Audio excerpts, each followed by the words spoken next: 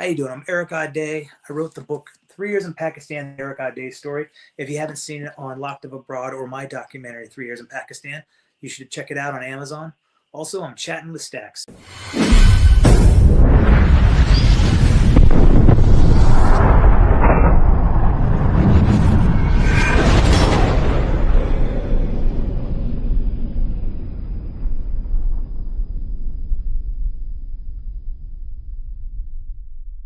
Welcome to this episode of Chatting with Staxx. I'm your host, Bill Staxx, and today I got Erik Audé.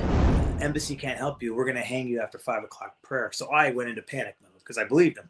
And the guards were trying to grab me, and I just started throwing guys around and throwing them around like rag dolls.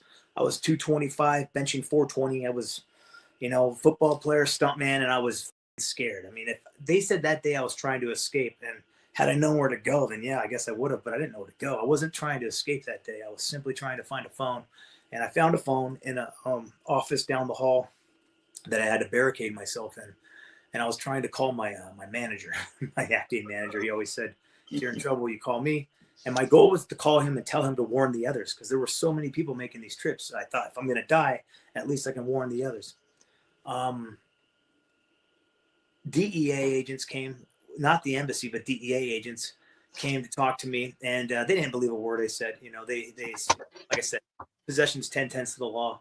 Through the door, though. They're talking to you through the door, right? But they were talking me through the door, but then eventually they, got me to come out, and, I'm thinking, all right, great. They're here. They're going to, go get Ray. I'm going to be fine. At no point did I think I'm going to jail for 3 years, a little less to be on death row. At no point did I think like that. I'm thinking all right, good. They're going to call my mom. They're going to call the other kids who are at the gym making these trips as well. And they're going to see that I'm innocent, and they're going to, get the real drug smuggler.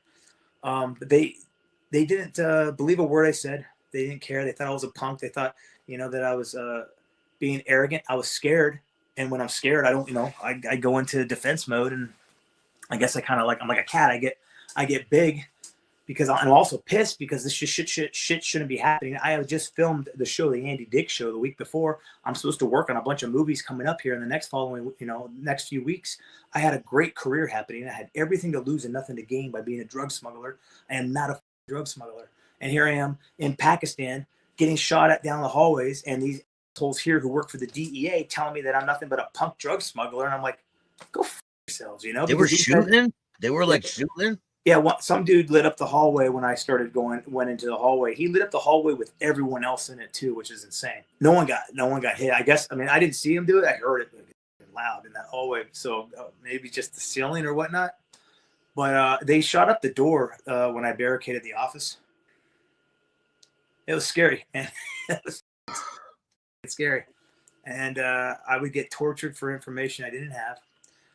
They wanted me to admit the drugs are mine. I never admitted the drugs are mine. All during this time that I was being tortured for information I didn't have, I'm still thinking I'm not going to be here that long. There's no way I'm going to be here that long. What were they doing to you? What kind of stuff were they doing to you? They got a foot fetish in Pakistan. They do something called physical remand. All right. So physical remand is they go to the courts. They ask the courts for a couple days to a couple weeks of physical remand. They wanted 10 days with me. This girl from the embassy spoke on my behalf for the judge. She wasn't supposed to, but I'm glad she did. She told him, 10 days is too much. She got him to agree to only do 3 days of physical remand. So I was tortured for 3 days. They beat the bottom of my feet, asked me a bunch of questions. They electrocute me, asked me the same questions. They drown me, asked me the same questions. And then they hang me up on these hooks and just go Rocky on me and ask me the same questions. And then they do the laps. It's just the same thing again and again. Wow. And for 3 days, they just asked me these questions. Who gave you these drugs? Where do they live? What are their numbers? Where are they now? They don't feed you or anything when they're doing this? No, they don't. They'll feed you. They'll entice you with biscuits and chai if you tell them what they want to know. And here I am thinking no, I didn't do this, so I'm not admitting it. Yeah, it sucked what was happening, but it wasn't that. People do get killed during these, but for me, it wasn't that bad. And the reason why it wasn't that bad for me is because the pain that they were inflicting onto me was nothing compared to what I've already experienced as a kid. Go back to when. That's why my documentary is better than the 3 years in Pakistan. When I was 8 years old, I was run over by a school bus. Not knocked over. I was run over by a school bus. The back two rear tires ran me over sideways, smashed my pelvis like a glass jar. I was like a tomato, just popped me. So I couldn't walk for 2 years. I've had 54 surgeries in my lifetime. Most of them were because of the bus accident between 8 and 15 years old. I'm the first person on earth to have their urethra severed and reconnected. And growing up with pain, to this day from the bus accidents, I feel it in my kidneys every time I go urinate. It feels like so much just wringing out my kidneys. And so pain is something I've known my whole life, which is why I'm a stuntman, because I'm used to it. It can't hurt me. So here these guys are torturing me, beating me, drowning me, and for me, I acted like it hurt, but for me, I could take it because it's like there was no point that you thought they're gonna overdo it. No, because okay, so when they were drowning me, the craziest thing is a few months before I went to Pakistan, I had seen this episode of Fear Factor. And Fear Factor is the first season it was on, and they were having people hold their breath in the water. And the guy who ended up winning $50,000 was this overweight smoking bartender who held his breath for 1 minute, 13 seconds. And I thought, fuck, I'm going to get on that show and I'm going to win that shit. So I started to practice holding my breath, like when I'm in the car at a stoplight, before I'm going to bed, in my shower. And I got it to where I could hold my breath almost 3 minutes. All because of a show I watched the year before. Wow. And then here I was in Pakistan being drowned, and I would act like it was tough, but they were pulling me out like after a minute, like a minute 5, minute 10.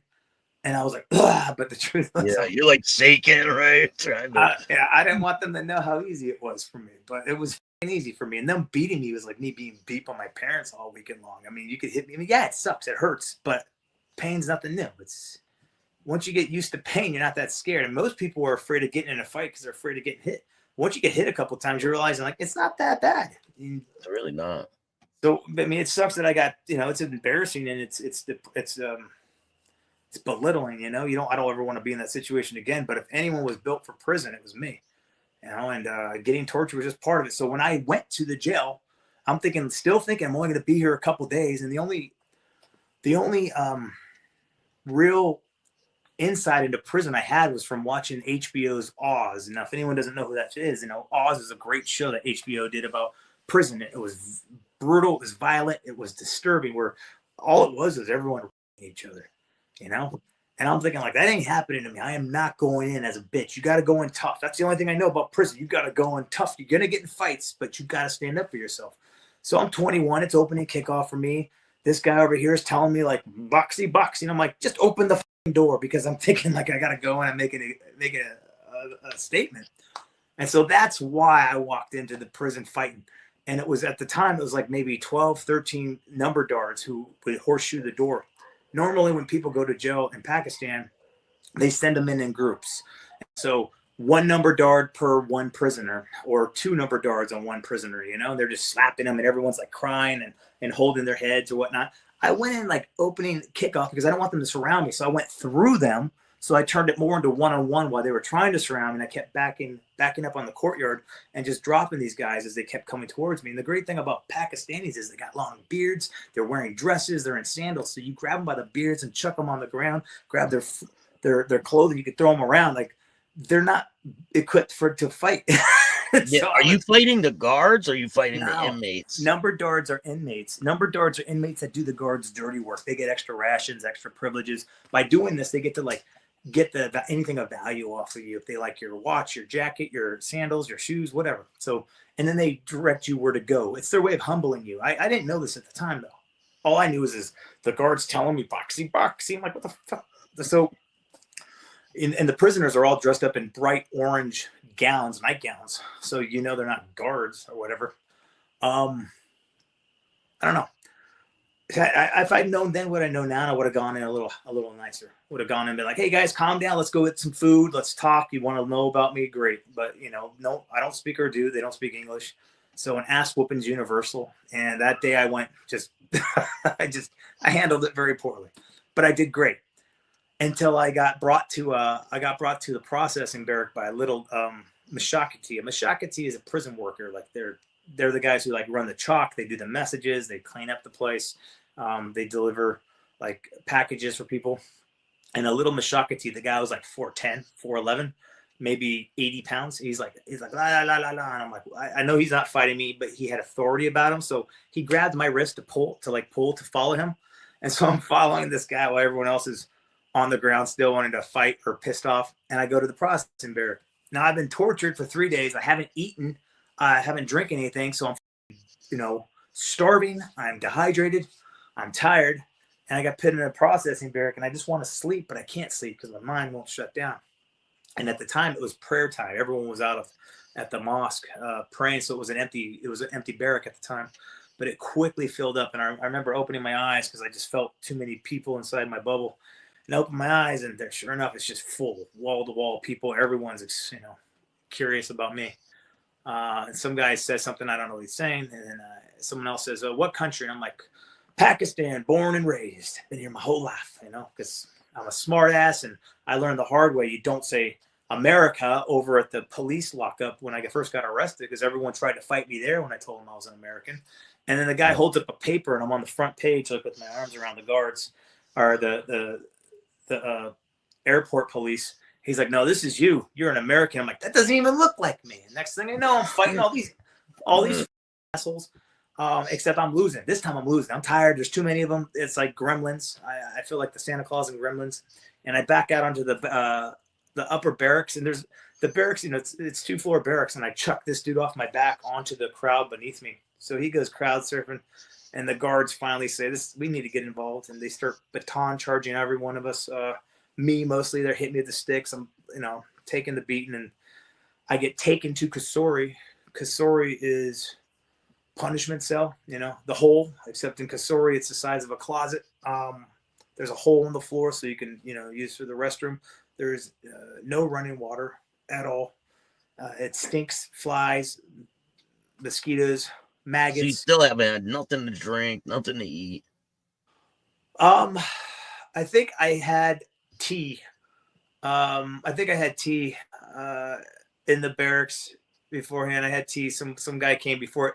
The little guy gave me tea, who brought me to the barracks. So hey, yeah, but that's it. I still haven't had anything to eat. No, he gave me a biscuit too, some biscuits. That's it, but nothing else. But I go to Kasori, and I would spend the first 5 days in jail in Kasori. That's just, it's pitch black. The only time you see light is when they bring you out to beat the bottom of your feet. I would spend the first 5 days in there. I would spend a total of 132 days of the entire 3 years that I was there in Kasori for fighting and other things. The longest I spent in Kasori in a row was 8 weeks. And they would beat your feet every time you were in there? Well, ideally they would, but there was a week that they didn't beat my feet once. It was because it was a scenario where I was with the hijackers.